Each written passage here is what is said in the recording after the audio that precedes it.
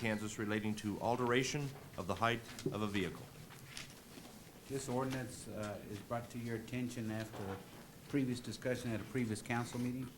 The police chief has reviewed ordinances in 4 different states and came up with a recommendation, and that language was written by the city attorney. I would ask either the police chief or city attorney to outline the proposed ordinance. There are other people in the audience who are willing to express their viewpoints on this matter.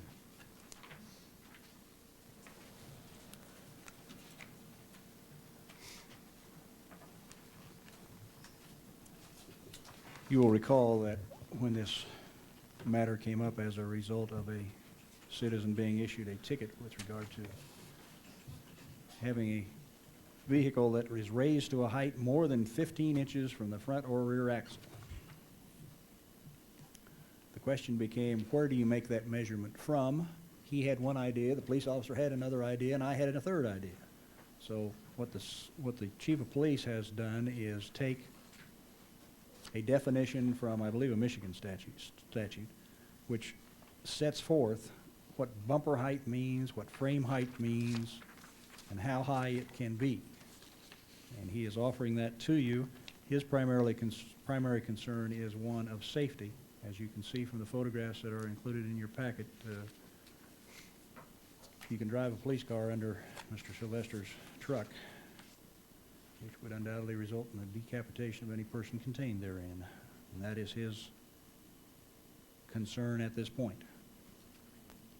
I'm sure Mr. Sylvester has another concern. And I believe there are other members of his fraternity here who have similar concerns. Mr. Brown, what is the state law on this? There is none.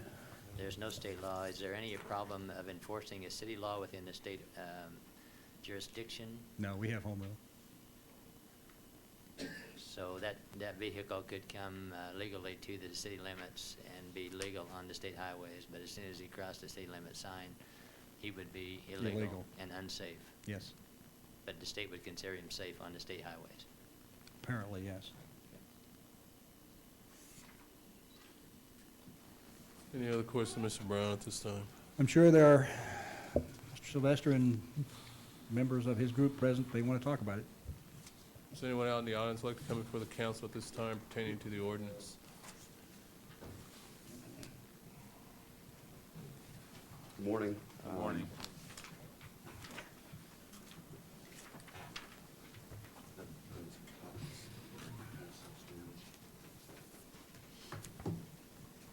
My name is Paul Cox. I live at 916 East 13th. This issue's come... At 916 East 13th? East 13th, yes. 23929 has presented itself in various forms since about 1978, where vehicle owners have been cited for problems associated with altered 4x4 vehicles. Currently on the law books with the state of Kansas, it states that legal vehicle height is 54 inches to center of headlight, 72 inches to center of tail light. There are no actual bumper restrictions based upon the state law or what's on the law books now. Part of the problem I have with this is that this was recently lobbied with the Kansas legislature, and they turned down modifying the height restrictions associated with the Kansas statutes. Some of the things that, in looking at this issue very carefully, this is an issue that has come up with various states. Some of the things that have been turned down by neighboring states based upon being discriminatory towards hobbyists, aftermarket parts makers, and local suppliers. By placing this ordinance in place, I can tell you that proactively that manufacturers, after speaking with a representative with Chrysler Daimler, that they're getting ready for the year 2001 and upcoming models 2002 with models that will exceed the proposed bumper height restrictions, which obviously has a concern for the buying public, especially if they're looking at a stock OEM vehicle. This would ban reasonably altered vehicles due to overstated and unfounded safety concerns. As yet, I've yet to hear any statistics based upon a heightened or increase of safety hazards or accidents in the city of Hutchinson. Again, Kansas laws are already in place which are easily enforceable, which is a very important point. They're easy to interpret and have provided ample public protection. And the reason why I say ample public protection is, again, this has been before Kansas State Legislature. Historically speaking, as you gentlemen probably already aware, the amendment was originally written in the 70s, and it was primarily designed for quote-unquote hot rods that had a disproportionate or proportionate lift in the front or rear. Again, technology has moved forward with the design of some of the 4x4 vehicles, which would include independent front suspensions, automatic anti-lock braking systems. So again, if you're looking at safety concerns, the majority of the vehicles that would be hammered by this amendment don't really pose a threat. Legality, as Mr. Brown had already spoke about, is it appropriate, is it constitutional or necessary for the municipality of Hutchinson to enact provisions which deviate from existing state statutory enactments? I.e., we've already got something in place. Again, it's easy to interpret and it's easy to follow. Safety. Are there reliable statistics which support the need for a high level of intervention from the city of Hutchinson due to an increase of accidents specific to altered four-wheel drive vehicles? Now, I follow the paper pretty closely, and I also have an opportunity to look at police reports, and very seldom, if any, over the past several years have I seen four-wheel drive vehicles maiming or killing someone in the city of Hutchinson. Selective enforcement. How will enforcement be enacted without being selective and or harassing? I know that since 1981, I've had approximately 26 four-wheel drive vehicles. Some of them have been radically modified with large heights. They were modified in a fashion that maintained the structural integrity of the vehicle, and in some cases was actually better engineered than the vehicle was from the manufacturer. Are all law enforcement personnel qualified to make field determinations regarding the violations? Part of the problem that I have is with the ordinance, the way it's stated, there is no real definition between bumper height from front to rear. Well, also some of the new bumpers that are coming out are molded bumper assemblies. Are we talking the metal? Are we talking the cal induction system? It's very hard to interpret. Are we talking products or things that are affixed to the bumper in a permanent fashion, be it bolted or welded? There's yet no provision for winch type apparatus. I know one of my vehicles has a winch on it, but it also has a higher bumper design which deviates from an OEM configuration. My front bumper essentially puts me over the proposed amendment. However, my rear bumper is intact. So there's some real confusion there. Can the ordinance be interpreted accurately by all citizens and law enforcement agencies? Again, Mr. Bontrager alluded to the fact that are we as citizens of Hutchinson penalized because we want to pursue a specific hobby? Not necessarily altering a 4x4 vehicle doesn't make me a 4x4 enthusiast. I may be a boat enthusiast that because Cheney Lake is almost dry, that I need a larger tire to get into the mud and pull my boat out. So it's not just a very narrowed or very focused segment of our group of the public here in Hutchinson that's affected by this. As you'll see by what I've handed out to you, there's an example, and I question the validity of the proposed amendment 23929. If you take, for example, a Model 2000 Ford Super Duty 350 4x4, and the owner wants to enhance the capabilities of the vehicle, for example, launching a boat from a dry dock. In stock form, it has a front bumper height of 19 inches, a rear bumper height of 22.5, and a frame height of 19 inches. The owner of this $38,000 truck wants to add larger tires to facilitate easier docking. In order to do so, he installs a quality-made suspension system upgrade of 4 inches. By doing so, he can now install DOT-approved 35-inch tires, like a BF Goodrich All-Terrain, for example. He adds overload springs for towing. In other words, he's got a big boat. He's going to put additional springs in the back to accommodate the additional weight. The overall lift is now 6 inches, which puts the front about 6 inches higher and the rear 7.5 inches higher. That puts the vehicle at 25 inches front, 30 inches rear, and 25 inches at the frame. This alteration would make the vehicle illegal in Hutchinson, in spite of the fact that the vehicle would be safer for towing and possess enhanced on-road capabilities and safer for the population at large.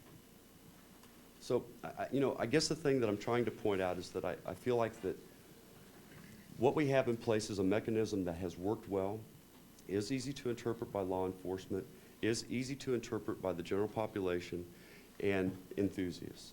And I would pose to take a real hard look at enacting an amendment to this proposal. And especially that this is something that I hope that we don't have to revisit again. Because with the current trend in bigger and larger SUVs, I can assure you that in the future, that we're going to have to take a look at this again if people aren't to be penalized for purchasing a new vehicle that exceeds those limits. And that's all I have at this point. Any questions, Mr. Cox, at this time? I have one or two. I know that this has been an issue that's been discussed in Washington with respects to a lot of the new supersized, oversized vehicles. Yes.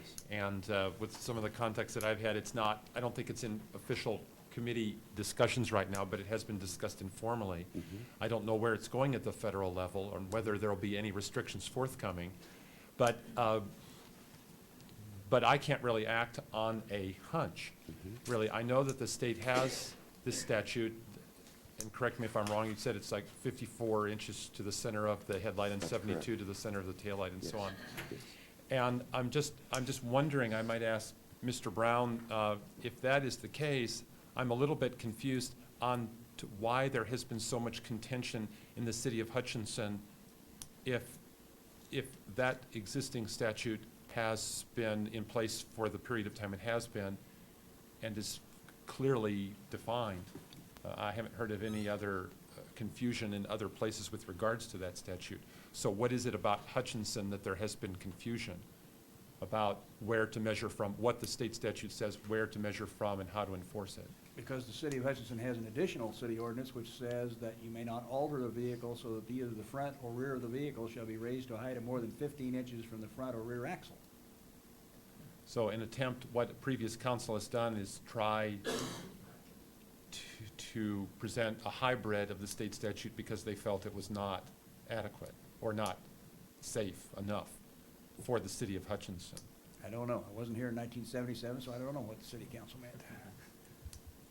That's when they did. I can respond a little bit to you, Mr. McCrary, on the federal level, taking a look at one of your concerns. The Federal National Highway and Transportation Commission is looking at concerns based upon the larger SUVs and the threat that they pose on the highways. Obviously, if you're dealing with a larger mass, it's going to inflict more damage. But then we take those risks accordingly on the streets of Hutchinson with 18-wheelers that are frequenting our city. I dare say that most individuals that have trucks that are altered are probably a more careful or more cautious driver. And I guess, if we're looking at it from that standpoint, then maybe we ought to look at restricting commercial traffic in the city of Hutchinson due to those safety risks. Because as I see it, those pose a much greater safety risk. If you have an individual that's not a resident of Hutchinson, that doesn't know the streets of Hutchinson, I would see that as a potential greater risk.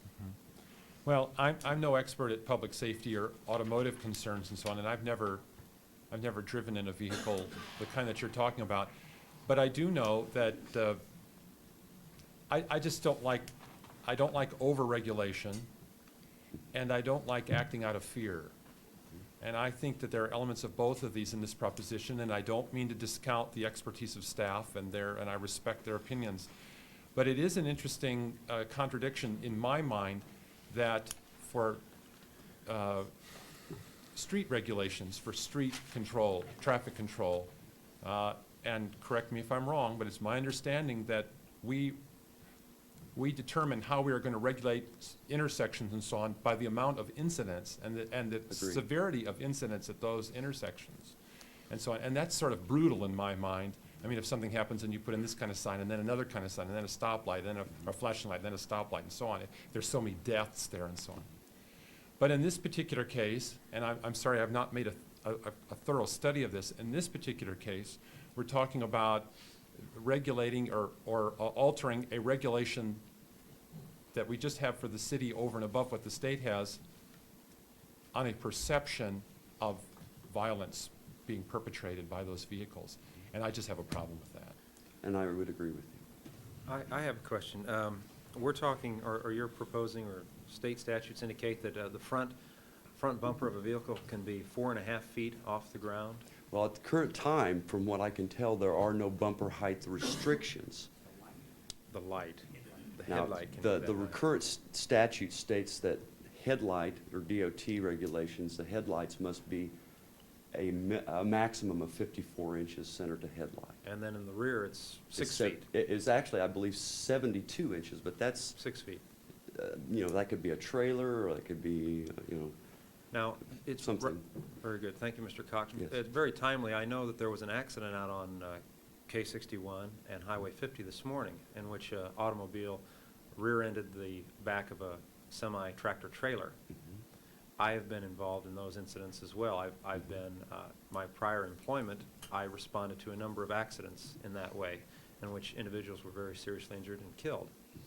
And this was in the early 80s and mid-80s. Since that time, and Mr. Bontrager, I'm sure you would have more information on this rather than I, that there was a reinforcing bar that was required to be placed under the, or at the rear trailer so that vehicles couldn't come underneath and be involved in such a similar accident.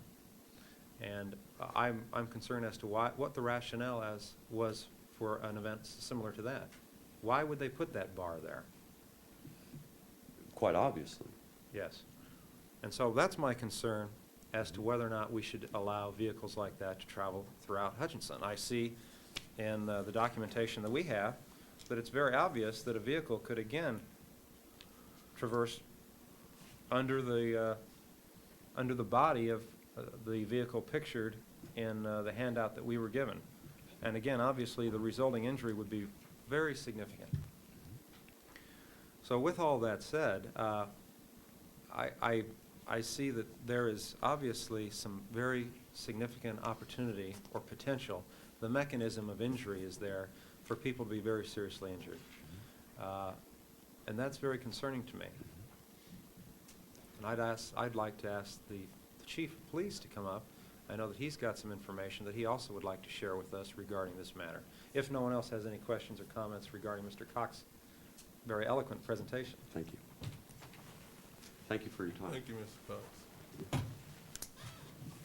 I would like to start off by letting you know that since the time that those pictures were taken, Mr. Sylvester has changed the tires on that vehicle, and it has lowered it to some extent. Exactly how much, I'm not sure, but he changed the tires and it did lower it. I think the main question is, in my mind, was initially whether or not the ordinance needed to be completely repealed, or whether the city needed to have some standard and limitations for the alteration of vehicles. After I looked at Mr. Sylvester's vehicle, again, with the bigger tires on it, it is lowered now to some degree since he changed the tires. I felt like there was some need for a standard to be set. There is no state standards other than the headlight height and the taillight height. But it was my opinion that there was an issue here that I felt that the city, that I needed to recommend to the city, that we set some standard and limitations on the height that vehicles can be altered. Obviously, the council has the decision on that. but it was my opinion that not that these vehicles have been altered unsafely. I have no question that everything that these gentlemen have done to their vehicles, they have done in the correct manner. They are all safely constructed or reconstructed. I would imagine that some of the braking systems that they have on there are even better than what the manufacturers provide initially. I have no question in that. My concern was the drivers of other vehicles, and not that these gentlemen are driving unsafely. I believe that they do drive safely. But my concern is with drivers of other vehicles driving underneath them from behind, from the side, or from the front. And therefore, I felt that I needed to make the recommendation to establish some standards and limitations on the height. Chief, are you aware of any other Kansas municipality that is acted to override or to enhance the existing state statutes with this regard? At the current time, I don't believe that there are. My understanding is there are several that are in the process That are of doing the pending. same thing that we're doing. And do you know where they are pending? What municipalities they're pending? There are several in the northeast part of the state. In the large metropolitan Yes. area? Chief, how many vehicles do you think there are in the city of Hutchinson that would not fit into these regulations? You have I any idea? honestly can't answer that question. I said in my initial memo that there's probably at least 10. There may be more than that. But I honestly cannot answer that question. And do you see any difference between the side impact there, as you showed in number 3, there, the potential for a side impact? You see that being any different than on a semi-tractor trailer where you have an extended length of space there between the drivers, the 2 driving axles and the 2 trailer axles? There would be probably close to 40 feet there. Probably not a whole lot of difference in the daylight. At night, with the trailer lighting on the trailers, the lamps and reflectors on trailers, at that point, then I do see some difference.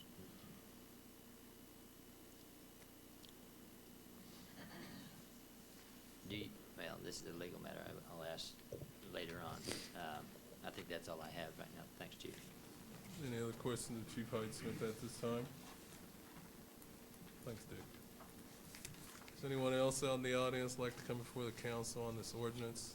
I just want to explain to everyone, this ordinance is just on the first reading, and no action will be taken on it until the council makes a decision on the second reading. My name is Harold Owens, 1020 South Lorraine, and I'm a owner of one of these vehicles that's been altered, and mine's been on the road probably close to 15 years.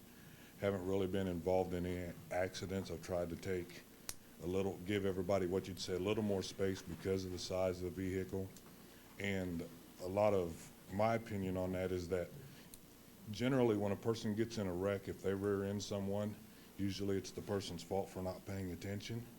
And I can understand that there would be a concern for running under a vehicle, but the person, I believe, that operates the vehicle that crashed into one of the larger vehicles probably should have been paying attention, because sometimes it's harder to miss, and I know there's other circumstances. But to make it to where we can't have ours, that I'm not in agreement with that, because I've spent time, years. It's also a part-time livelihood, changing the vehicles and wanting to ensure that they are safe when they're put out on the street for people to drive for recreation, what have you. So as far as what I don't know really what to say other than the current ordinance, we had went by that, and from what I'd understood, most of us had been in compliance with that, but to change it and to suddenly cause us to lower our vehicles, I'm not necessarily willing to go with that. I am willing to do safety modifications, such as if it's a third brake light or maybe even a side marker light for somebody to be able to see, or something maybe concerning a bumper. Now, my truck has no rear bumper on it right now because it's also a dump truck as well. But if you go to start enforcing bumper heights and bumper situations on that, well, you would also, I would think, vehicles that are on the road in general, such as the city dump trucks, everything like that, they have no rear bumper. So the damage that if you run into my truck, you're going to have just as much damage as if you were to run into the back of one of those vehicles. And there again, that would still be that person's fault for not seeing. the vehicle in general. I mean, you know, I'm not justifying the damage one over the other, but the idea is, you know, is still there that everybody would have to go along with, I feel. If I have to go with a bumper that's a certain height, I would say that you will have to re-outfit your dump trucks with bumpers that also comply to that same height. You know, it would have to be fair for everyone. Thank you. Thank you, Mr. Owens. I had a question of Mr. Smith. The rear protector bars and tractor trailers was mandated by a federal regulation, or maybe Mr. Bontrager knows that? I can answer that for you if you'd like. I think in 1995, it was amended in 1996. All new trailers that manufactured after 1996 or during that year have to have an underguard protector in the back. In the back. Only. Right. There was studies that showed that as a necessity that was brought on by an inattentive driver driving into the back of a semi. Sure. It's kind of hard for us to understand how they could not see the big semi tractor trailer, but that happened, and thus they started making it mandatory for the underguard protector.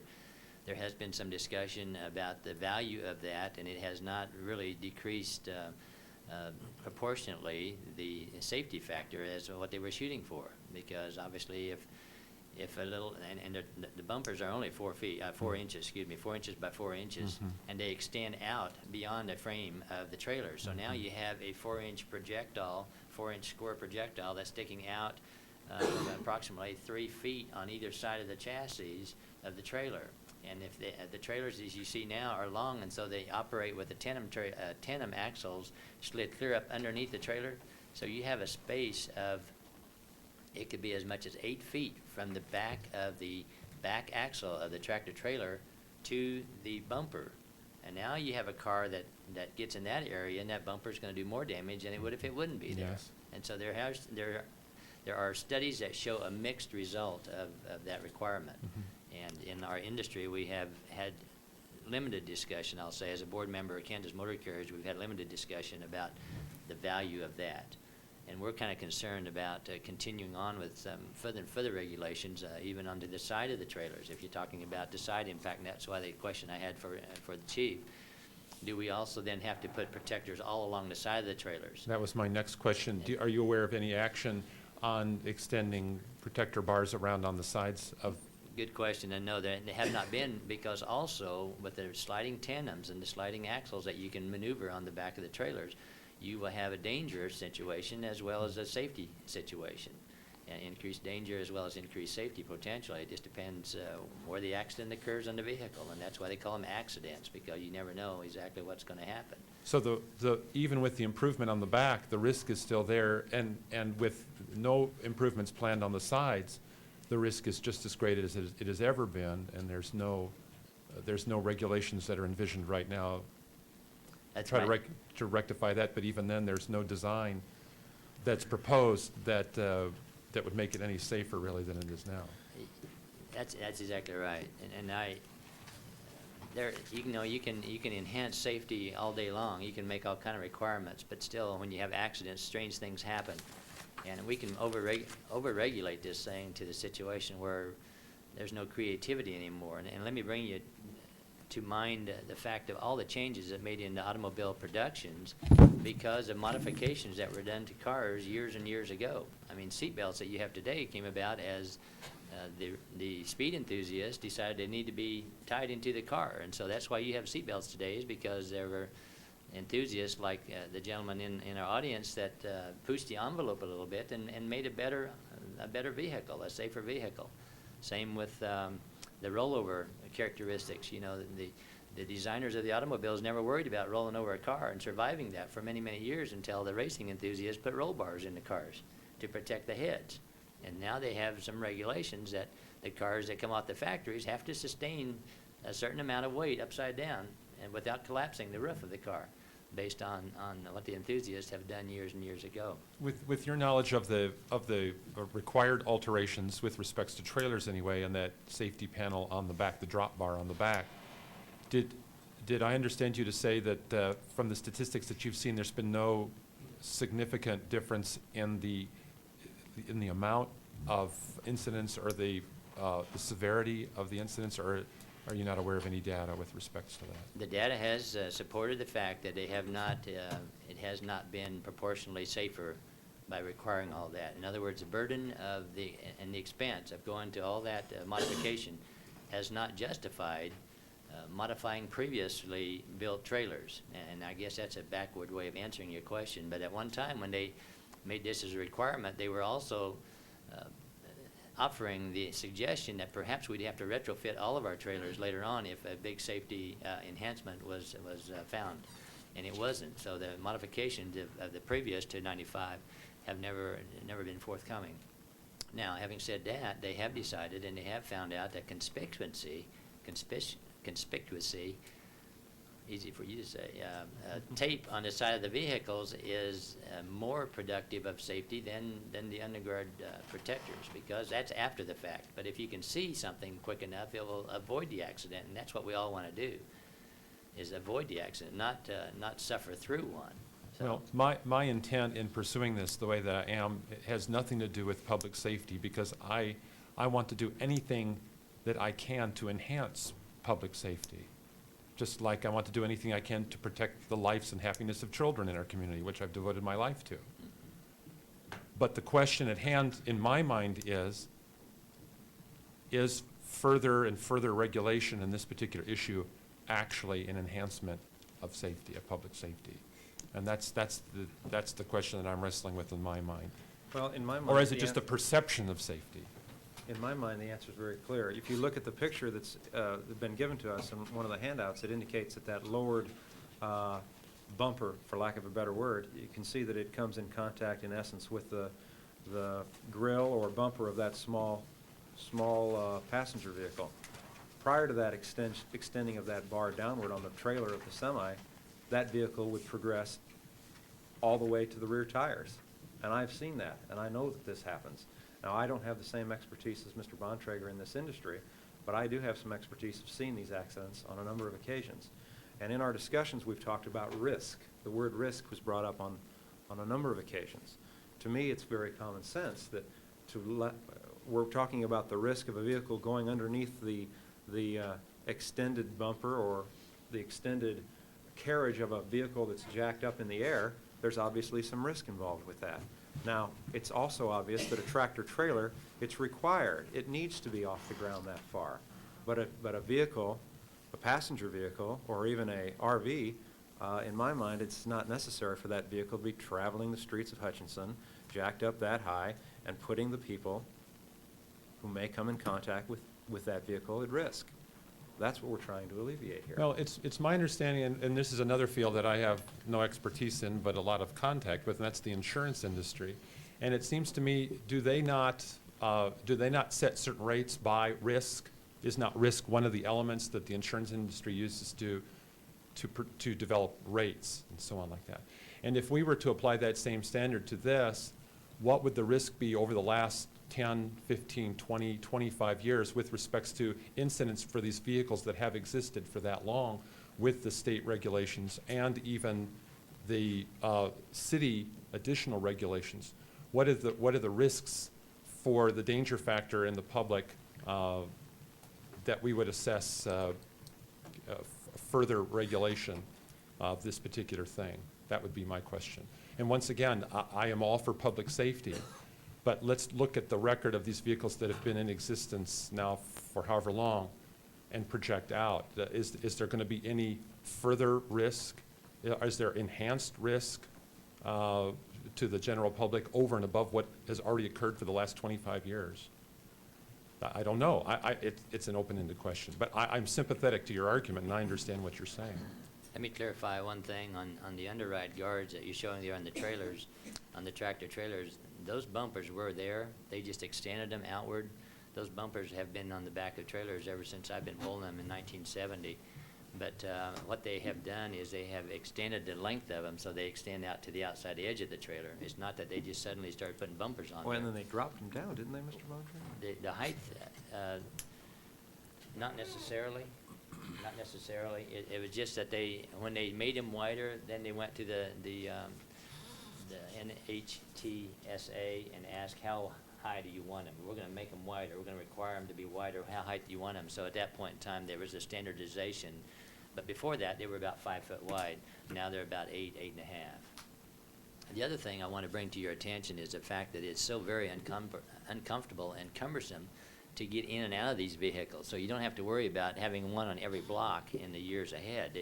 You almost need a stepladder to get in and out of there. And so I don't think we need to worry about all of our sons and daughters driving vehicles like this. There are just a few that use this type of vehicle for recreation, and certainly in Kansas, I don't oppose that type of a vehicle in the sand dunes of Oklahoma and the river runs of Kansas. If we were in New York City, that would be something different to perceive, I believe. Mr. Brown, for a point of clarification, this ordinance is on the first reading. This is the first time I've ever had any discussion on an ordinance in all the council time that I've been here. Just for clarification, the second reading will be where the council will either adopt or reject the amendment as written. Am I correct in that at the time, or? At this point, you have three alternatives. Number one, you could move to remove from next week's agenda, which means that the amendment would die. And it would also mean that the city code remains the same, the 15-inch limit. You could secondly, make the same motion, move to remove from next week's agenda, which would mean that this amendment dies, and instruct the city attorney to prepare an ordinance repealing 23-929, which would then revert back to state law, which would mean that you would now measure by headlights and taillights. Third, you can do absolutely nothing today and consider the ordinance next week on final reading. And do all of the above next week. Thank you, Mr. Brown. Again. I think we have some concerned citizens, and this has been brought to us several times. And to me, it seems like it's just really a hobby. These guys are responsible. 22 years, this ordinance has been in effect. Seems like everybody's been adhering to it. The chief just indicated that Mr. Sylvester, who brought the incident to us, simply as he got caught with his doing something at the time, or else we probably would have never had this brought into us again. I don't want to continue with these individuals having to come back here and decide on what we would like to do. I think we as a council can make a decision. It has been stated that we do have a state statute that is in place at the time. Our ordinance has been in place that you guys have been adhering to. It's my understanding. So I'd like to see if our council would go ahead and have Mr. Brown do item number 2, prepare a repeal for the ordinance, and go back to the state statutes. I know this will cause, I don't know what it's going to cause, but I think we have a state law that's out there, and until the state of Kansas decides that these vehicles are an obstruction to any street that's out there, or that they're causing major vehicular homicides out here, that I think we should adhere to what the state has instead of trying to not allow, we could be not allowing potential conventions to come into town for hot rod vehicles or large four-wheel vehicle drives. I just think that we're being over-aggressive on something that seems to be just a hobby for a few individuals, and Is that I a know that motion, some of Mr. these- Mayor? Well, Yes. That's it's a motion, but what I'm trying to say is I've been contacted by some of these individuals, and some of them we have used during the terrible winter months to pull vehicles out of our gully roads or wherever they're stuck. I think we have a state law, so I'm just making that motion, and if it dies, then it dies, and we can move on to. So the motion is The a other two. move to remove this issue from next week and to revert to Is do number 2 here, whatever Mr. Brown said. 923-929. And the motion, His motion is to Repeal. take this off the agenda And- and instruct the city attorney to prepare an ordinance to repeal 23-929. That's it. Period. Which will Period. move it back to the state law. And it, in other words, there'll be no Second. ordinance in the side of the city, you just comply with state statute. Right, I just want to make sure okay. it has been seconded. Motion has been made and seconded. Any further discussion? Please call roll call. Bontrager. Aye. McCrary. Yes, please. Smith. I think it's admirable, the services that these individuals perform at specific times during the year. I think also discussing this with a couple of these individuals, they indicated that they'd provide a service also regarding some of the flooding that had taken place. I think those are very admirable. They've already mentioned regarding the snow emergencies. However, again, from a liability point of view from the city, these individuals are not providing a service to the city, and I'm concerned about that. I'm very concerned about the safety of these vehicles throughout our city, the risk inherent with these things, so I vote no. Stuckey. Aye. Roberts. Yes. Motion passes 4-1. On the ordinance, according to amending our Chapter 21 of the Hutchinson Building Codes, I'd like to move that to the second reading because we had a discussion on that. And it seems like everyone is in agreement on these codes, so I'd like to move that we move those ordinance ahead for the preceding year. Can we I would do not that? anticipate publishing it until the last, well, of the end of the year.